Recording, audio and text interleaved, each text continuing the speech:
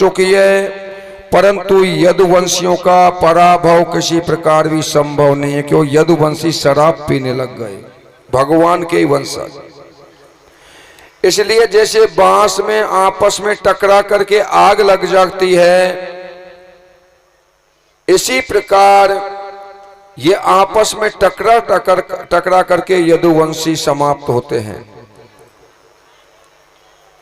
और उनके मन में भी आपस में लड़कर समाप्त हो जाते हैं यदुवंशी। मैं अपने स्वरूप में शांत बैठ जाऊं, भगवान ने ऐसा संकल्प किया। श्री कृष्ण ने दुर्वासा जी के श्राप को निमित्त से अपने कुल का संहार करा दिया। परीक्षित ने पूछा कि ब्रह्मण्या नाम बदानिया नाम नित्य वृद्धोपसेविनम विप्रशापा कथमे बोध वृषिणी नाम कृष्ण चेतसाम। भगवान कृपा करके ये बताइए कि यदुवंशी तो बड़े ब्राह्मण भक्त थे, उदार थे, वृद्ध सेवी थे, फिर उनका मन श्री कृष्ण में लगा रहता था, फिर दुर्वासा जी ने उनको श्राप क्यों दिया? क्योंकि वे तो यदुवंशी तो बड़े ही वृद्ध सेवी थे, माता पिता की सेवा करने वाले थे, फिर दुर्वासा ने उनको श्राप क्यों दिया यदुवंशियों को?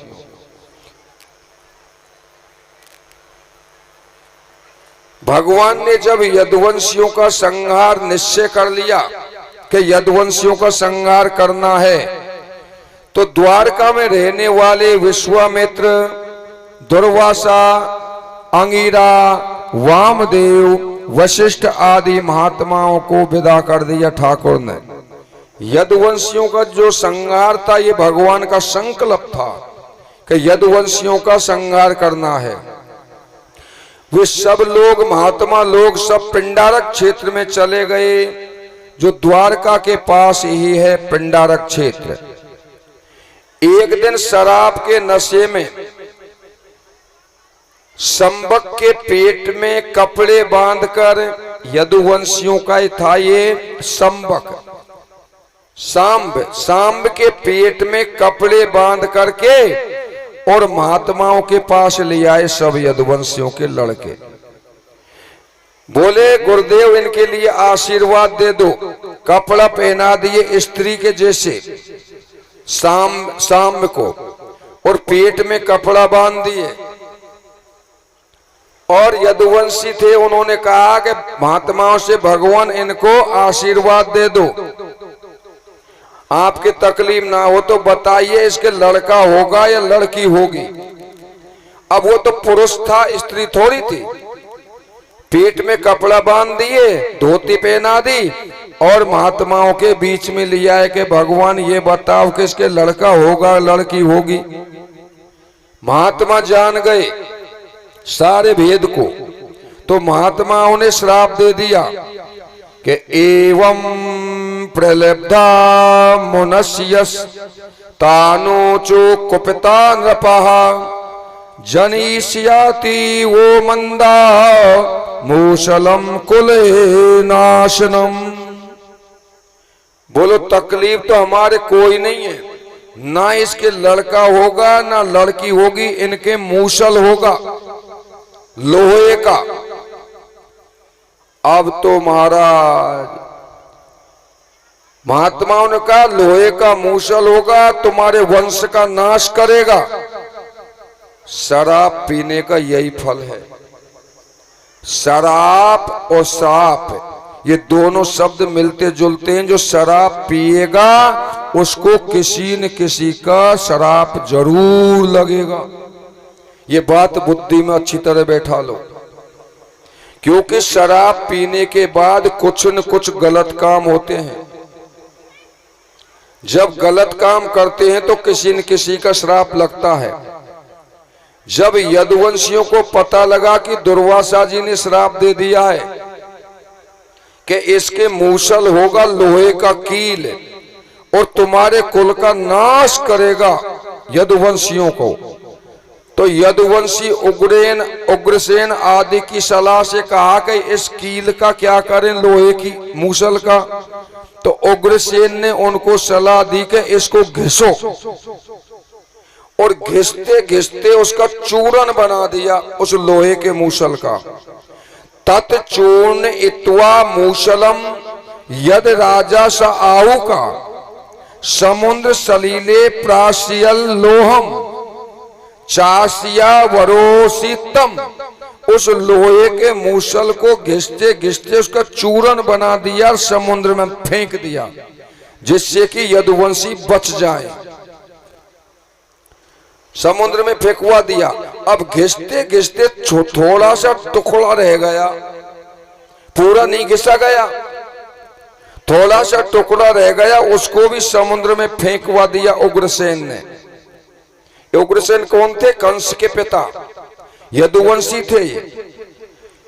समुद्र में फेंकवा दिया उसको, मछली निगल गई उसको। जब मछली पकड़ी गई, उसका पेट फाड़ा, तो उसमें से वो लोहे की कील निकसी छोटी सी, तो उसको बधिक ने ले लिया। एक ने बधिक ने अपने बाण में लगा लिया उसको। इधर स्वर्ग लोक में सारे देवता मिलकर के कहते हैं, प्रभु अब अपनी लीला समाप्त करो, समय हो चुका है। 100 वर्ष के लिए आए थे आप और 125 वर्ष हो चुके हैं। भगवान ने कहा ठीक है, थोड़ा सा यदुवंशियों का पराभव बढ़ चुका है, आपस में शराब पीने लगे हैं, ये उद्दंडता करने लगे हैं, यही पृथ्वी का भार बन चुके हैं। मैं इस भार को उतार कर जरूर जल्द शीघ्र ही आ रहा हूं, तुम मेरी प्रतीक्षा करो। जब द्वारका में बड़े बड़े उत्पात होने लगे, तब भगवान ने सोचा यहां से यहां तो यदुवंशी मरेंगे नहीं, इनको कहीं बाहर भेज देना चाहिए। यह सोचकर भगवान ने यदुवंशियों से कहा कि तुम प्रवास क्षेत्र में चले जाओ, वहां दक्ष श्राप से मुक्त हो गया था, वहीं चलकर स्नान आदि करो, उससे हम सबका श्राप मुक्त हो जाएगा जो दुर्वासा ने दिया है। भगवान की बात मान करके सब यदुवंशी प्रवास क्षेत्र में चले गए। जब उद्धव जी ने देखा कि यदुवंशी तो प्रवास क्षेत्र में जाने को तैयार हैं, तब ये एकांत में भगवान के पास आए उद्धव जी, भगवान कृष्ण के, और प्रणाम करके बोले, प्रभु मैं समझ गया आप अब यदुवंशियों को छोड़ना चाहते हैं, क्योंकि आप चाहते तो दुर्वासा के श्राप को काट देते, क्योंकि भगवान में तो शक्ति है, श्राप को भी काट सकते हैं। कहा ना मैंने, ईश्वर किसको कहते हैं? कर्तुम अकर्तुम समर्थ सा ईश्वर। जो करने में, अनंत प्रकार करने में जो समर्थ है, उसको ईश्वर कहते हैं। उद्धव ने कहा, प्रभु तुम दुर्वासा के श्राप को भी काट सकते थे, प्रभु मैं आपके बिना आधे क्षण भी नहीं रह सकता। मैं तो आपके साथ एक पलंग पर सोया, एक आसन पर बैठा, एक साथ घूमा, एक साथ भोजन किया, एक साथ खेला, मैं आपको कैसे छोड़ सकता हूं? भगवान कृष्ण ने कहा, उद्धव जी अब हम अपनी लीला समाप्त कर रहे हैं, पृथ्वी का भार उतर चुका है, धर्म की स्थापना हो चुकी है, हम जिस कार्य के लिए आए थे वह पूरा हो चुका है। कुलम वे श्राप निर्दंड नंगम। उद्धव जी अब यदुवंश नष्ट होने वाला है, आज से 7वें दिन द्वारका समुद्र में डूब जाएगी, और मेरे चले जाने के बाद कलयुग का साम्राज्य हो जाएगा, कलयुग आ जाएगा।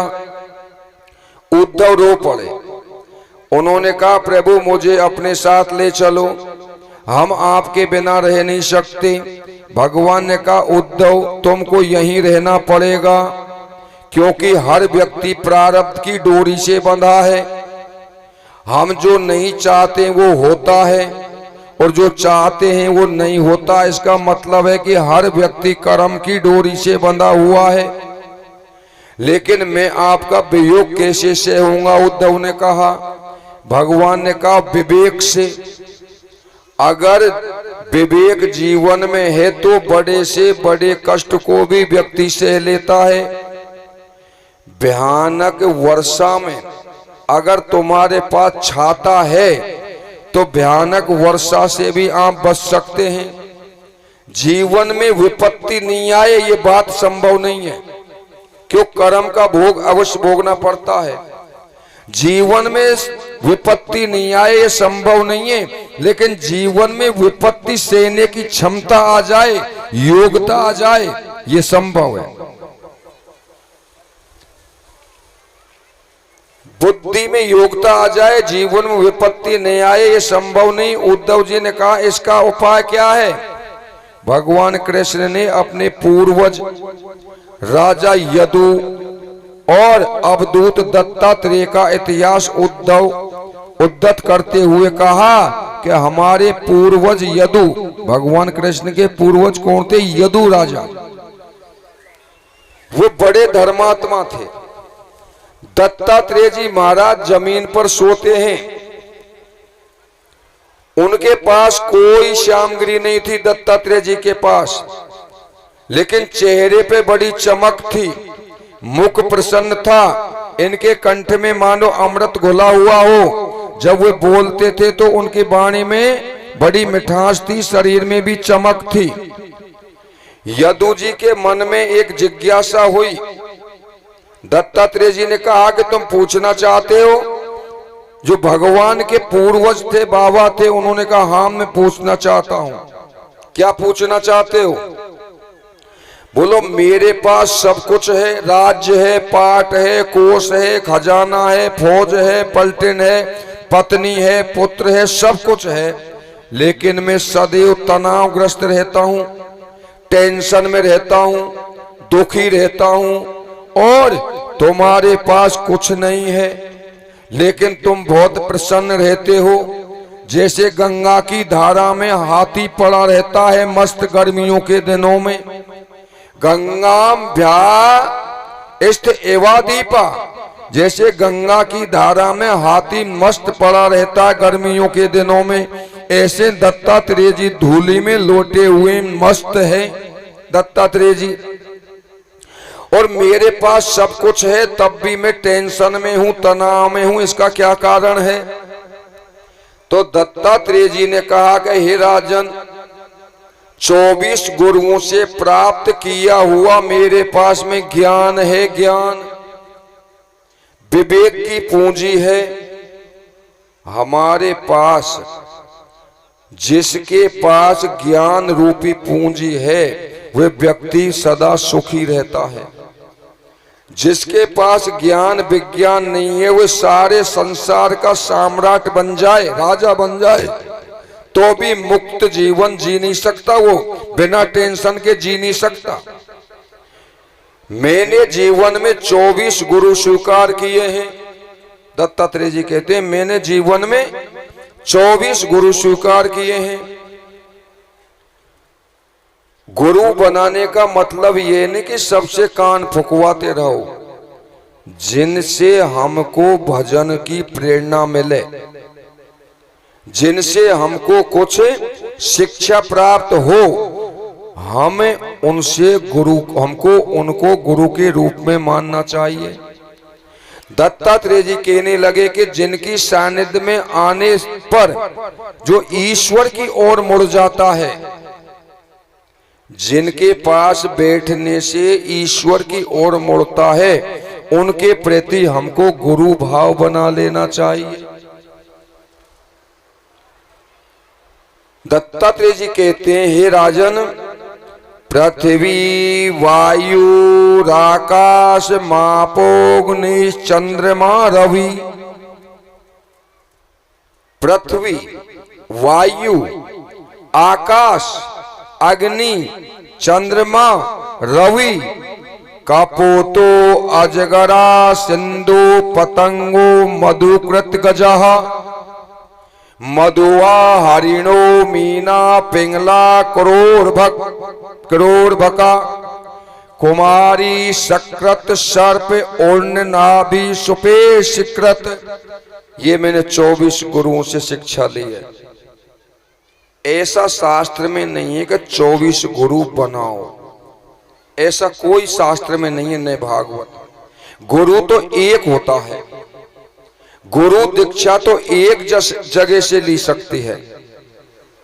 अगर तुमने गुरु बना लिया और तुम्हारे अंदर संशय है मंत्र में, तो वो मंत्र नष्ट हो जाएगा।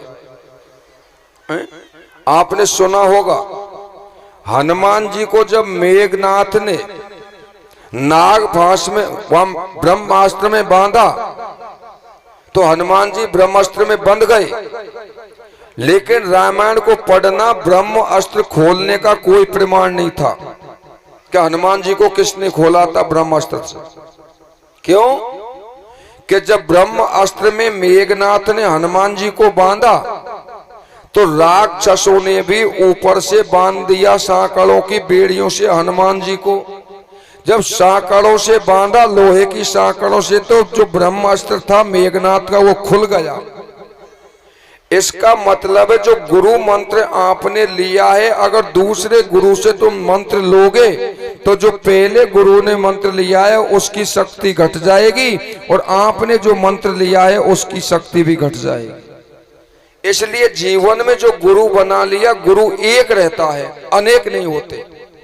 अब यह दत्तात्रेय जी ने जो 24 जो गुरु बनाए नहीं है, या 24 जगह से शिक्षा को प्राप्त किया है दत्तात्रेय जी ने। कौन कौन सी जगह पे से? राजा ने पृथ्वी को गुरु मान लिया, आकाश को गुरु, वायु गुरु, जल, अग्नि, सूर्य, कबूतर, अजगर, समुद्र, पतंग, भ्रमर, हाथी, मधुमक्खी, हिरण, मछली, पिंगला वैश्या, कुकर पक्षी, बालक, कुंवारी कन्या, बाण चलाने वाला, सर्प, मकड़ी, भृंग कीट, 24 गुरु बनाए में। ये 24 जगह से शिक्षा ली है, अर्थात इन सबको सबसे मैंने शिक्षा ली है।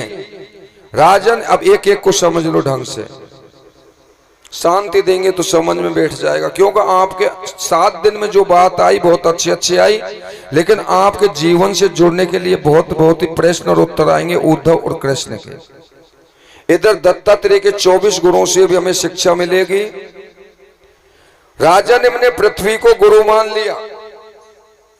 पृथ्वी एक क्षमाशील है, लात मारो, मल मूत्र त्याग करो, कुदाल से खोदो, पृथ्वी टच से मच नहीं होती। इसलिए ईश्वर का जो भगत होता है, जो साधक होता है, भगवान का भक्ति पे चलने वाला है, ईश्वर की ओर चलने वाला है, लोगों में क्षमा होनी चाहिए। उनमें जो ईश्वर की ओर चलते हैं वो क्षमा करनी चाहिए उनको। छोटी छोटी बातों में उबले नहीं। अगर क्षमा करता रहेगा तो साधक अपनी साधना करता रहेगा इस संसार में। दूसरा, मैंने जल को गुरु बना लिया। जल से मैंने मधुरता की शिक्षा ली। जल को गंदे नाले में छोड़ो या दूध की धारा में मिला दो, जल सम ही हो जाता है। इसलिए व्यक्ति को सम रहना चाहिए, मधुर बोलना चाहिए, कटु वचन नहीं बोलना चाहिए। मैंने तीसरे अग्नि को गुरु बना लिया। अग्नि से शिक्षा ली मैंने कि जो मिल गया उसको खा लिया, संग्रह नहीं किया, इकट्ठा नहीं किया। अग्नि की तरह ज्ञान अग्नि से सर्व को बाध करके स्वरूप में स्थित रहना अग्नि से सीखा मैंने। चौथा, मैंने वायु को गुरु बना लिया। वायु से जहां गए जैसे हो गए, अगर संग में दुष्ट मिल गए तो उनकी वहां में हम मिला लो, अच्छे मिल गए तो अच्छे बन गए, आगे बढ़े अपने स्वरूप में हो गए। वायु भी सबसे मिल जाती है, आगे बढ़ी सबसे अलग हो जाती है। अगर कोई गंदगी पड़ी है और वायु बह रही है, वायु गंदगी को ग्रहण करके ले जाती है, लेकिन आगे जाकर के उस गंदगी को छोड़ देती है। ये वायु से सीखा मैंने आकाश को गुरु बना लिया। आकाश से आत्मा की व्यापकता की शिक्षा ली है। जैसे आकाश सब जगह है, घर में है, बाहर है। अरे लोह में जो घन होता है ना, घन, उसके अंदर भी आकाश होता है। अगर लोह के घन को तुम बजाओ, ठोको, तो उसमें से आवाज आएगी। जब आवाज आएगी तो ये समझो इसमें आकाश है। इसी प्रकार ये आत्मा सब में व्यापक है, सब जगह व्यापक है। आकाश का आना जाना नहीं होता, आकाश का आना जाना नहीं होता। जैसे आपका खाली मटका रखा है यहाँ, और यहां से इस मटके को दूर ले जाओ, महुआ ले जाओ, तो क्या उस मटके का आकाश बदल जाएगा? आकाश नहीं बदलता, क्योंकि वही आकाश न्याय, वही महाय। इसी प्रकार आत्मा सर्वव्यापी है, आत्मा का आना जाना नहीं होता। ये तो सूक्ष्म शरीर का आना जाना होता है, शरीर मरता है, सूक्ष्म का आना जाना होता है, आत्मा का कोई आना जाना नहीं होता। ये मैंने आकाश से सीखा। एक कुंवारी कन्या को भी मैंने गुरु मान लिया। एक कुंवारी कन्या को भी मैंने गुरु मान लिया। कुंवारी कन्या घर में थी, घर पे मेहमान आ गए, माता पिता भाई कोई नहीं था घर पर। कमरे में आके मेहमान बैठ गए, घर में कुछ प्रसाद पाने के लिए कुछ नहीं था। कुंवारी कन्या ने सोचा कि इनके लिए प्रसाद तैयार करूं। वो धान कूटने लगी तो अनेक चूड़ियां पैर रखी थी हाथों में, तो चूड़ियां पैर रखी, धान कूटती तो चूड़ियों की आवाज आती। कन्या ने सोचा कि चूड़ियों की आवाज जाएगी मेहमानों के कानों में, तो मेहमान सोचेंगे कि इनके घर में क्या कुछ नहीं है क्या, जो धान कूट रही है। तो वो कुंवारी कन्या एक एक चूड़ी उतारने लगी। इस दृश्य को दत्तात्रेय जी देख रहे थे। दोबारा कूटे, एक चूड़ी इसमें से उतार दे, एक इसमें से उतार दे, दोबारा धान कूटे, फिर आवाज आए, फिर एक चूड़ी उतार दी, फिर कूटने लगे, फिर आवाज आए। धीरे धीरे कुंवारी कन्या ने वो कांच की चूड़ियां सारी उतार दी। एक चूड़ी इसमें रखी, एक इसमें रखी, धान कूटने लगी, कोई आवाज नहीं आई। दत्तात्रेय जी ने कुंवारी कन्या को गुरु बना लिया कि एकांत में अकेले में भजन करना चाहिए। 2 में, 3 में, 4 में, 10 में भजन नहीं होता, इसलिए एकांत में भजन करना चाहिए, अकेले में भजन करना चाहिए, एक आसन से भजन करना चाहिए। अगर आज इस जगह पे भजन किया है, कल उस जगह पे भजन करेंगे, तो यानी हमारा भजन का प्रभाव प्रभावित नहीं होगा। क्योंकि जहां आप बैठ करके भजन करते हैं वहां भजन के परमाणु बिखरते हैं, और जब परमाणु भजन के बिखरेंगे तो वहां का वायुमंडल शुद्ध होगा। इसलिए आप भजन करते हैं जिस कमरे में, जिस स्थान पर, तो जीवन में उसी स्थान पे करो, उसी आसन पे करो, एक पे, क्योंकि आपका जो जगह है वायुमंडल है वो शुद्ध हो जाएगा। इसलिए भजन अकेले को करने चाहिए, एकांत में करना चाहिए। ये शिक्षा मैंने कुंवारी कन्या से ली। राजन, मैंने सर्प को गुरु बना लिया। बिल बनाता है चूहा और मौज से रहता है सर्प। सर्प कभी भी बिल नहीं खोद सकता। दूसरे लोग बनाते हैं आश्रम और सन्यासी रहते हैं ठाठ से। दत्तात्रेय जी महाराज के में परे मोती मैदान में कोई भाई चोगे जाने तो चोगो परे मोती मैदान में कोई भाई चोगे जाने चोगो परे मोती मैदान में।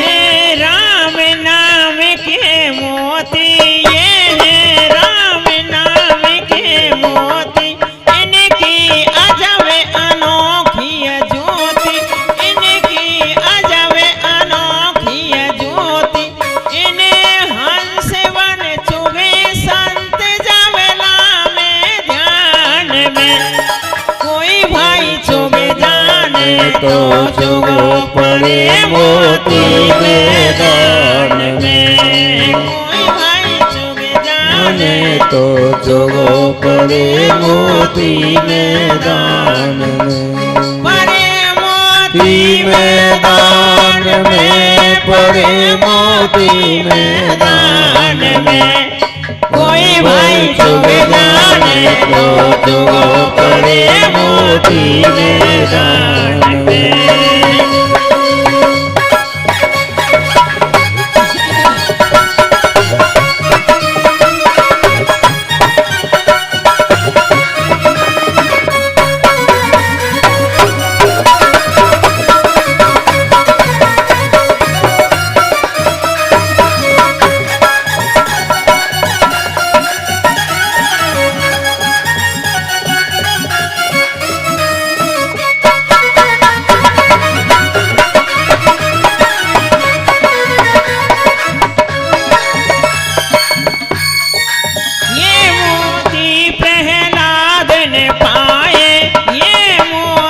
प्रहलाद ने पाए। भरे भरे पास धोरवे ने खाए। भरे भरे पास धोरवे ने खाए। इन मोतिन की माला परिए वीरा किनार में। कोई भाई चुगे जाने तो चुगो पड़े मोती मैदान में। कोई भाई चुग जाने तो चुगो पड़े मोती मैदान में। पड़े मोती मैदान में पड़े मोती मैदान में। कोई भाई चुग जाने तो चुगो पड़े मोती मैदान में। कोई भाई चुग जाने चुगो पड़े मोती मैदान में।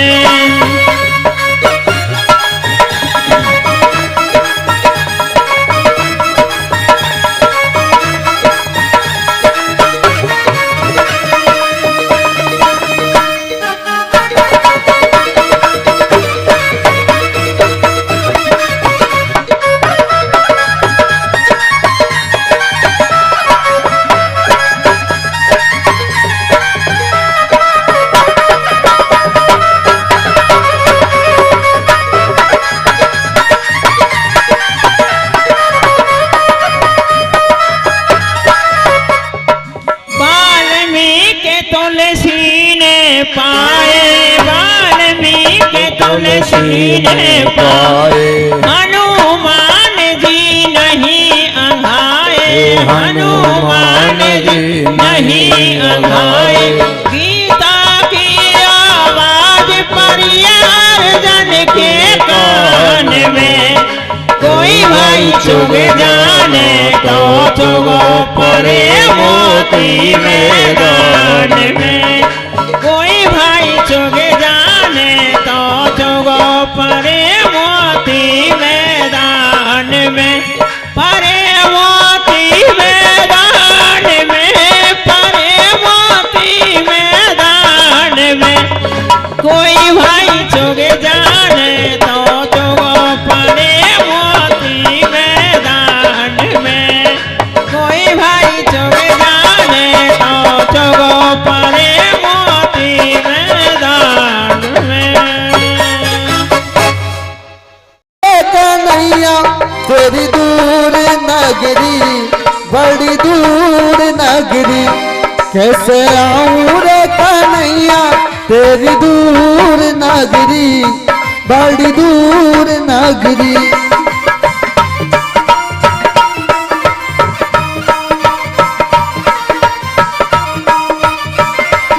कैसे आऊं रे कन्हैया तेरी गोकुल नगरी बड़ी दूर नगरी बड़ी दूर नगरी।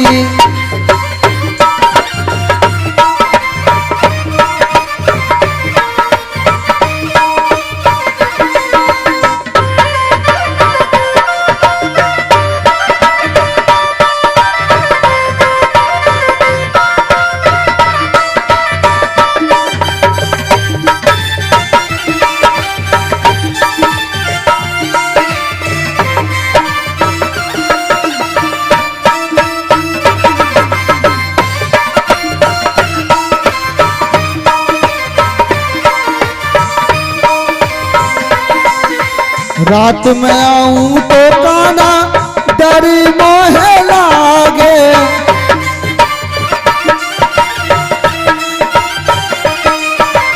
रात में आऊं तो काना डर मोहे लागे,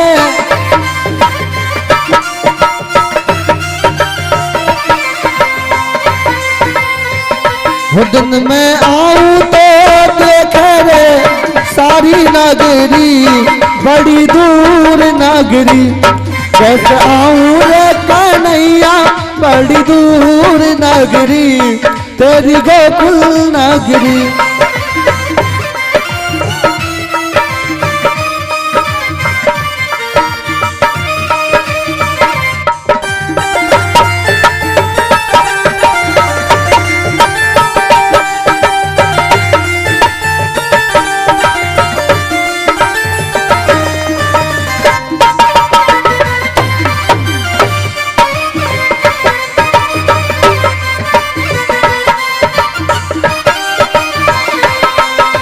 सखी संग आऊं काना शर्म मोहे लागे,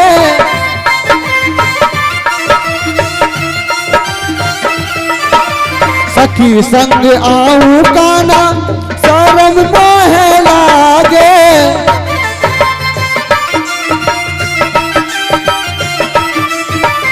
अकेली आऊं तो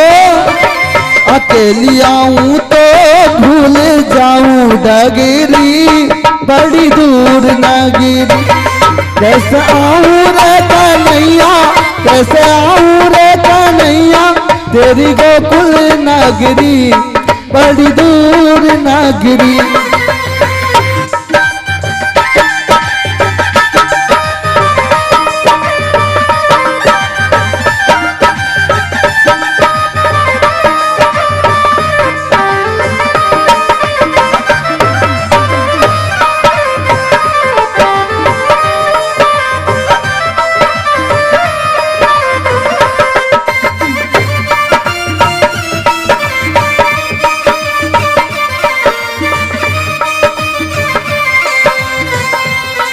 हो धीरे धीरे चालू काना कमर मोरी लचके,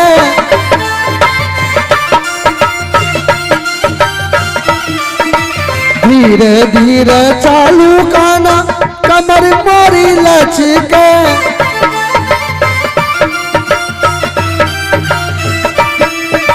झटपट चालू तो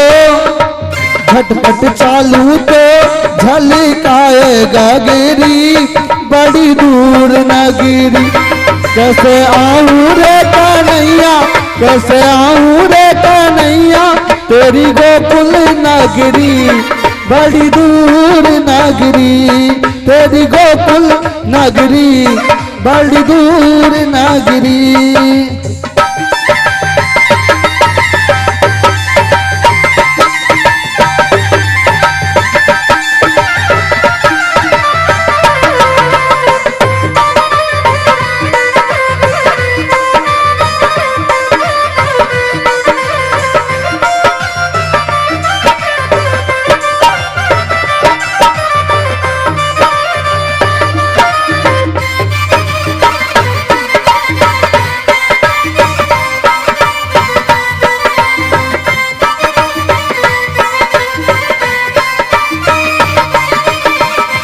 कैसे आऊं रे कन्हैया, कैसे आऊं रे कन्हैया, बड़ी दूर नगरी, तेरी गोकुल नगरी, बड़ी दूर नगरी, तेरी गोकुल नगरी, बड़ी दूर नगरी, तेरी गोकुल नगरी। जैसा कि जल्दी गा, तू गा दे, तू जल्दी कतई एक कड़ी हो रही जिंदगी तो,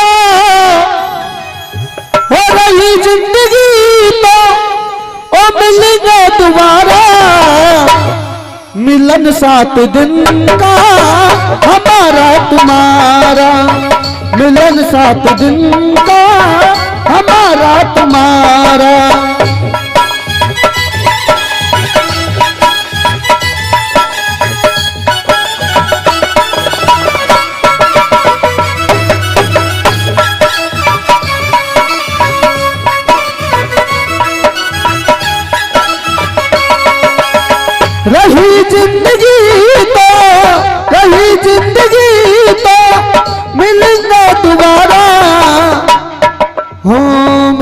सात दिन का हमारा तुम्हारा, मिलन सात दिन का हमारा तुम्हारा।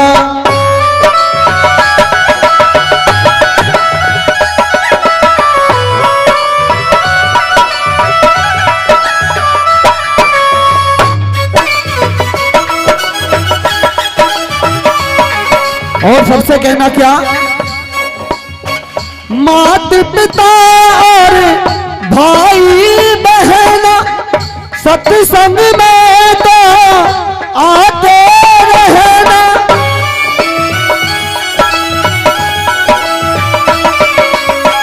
मात पिता और भाई बहन सत्संग में तो आते रहना। यही तुमसे है, यही तुमसे है, जग से हटना। मिलन सात दिन का हमारा तुम्हारा, मिलन सात।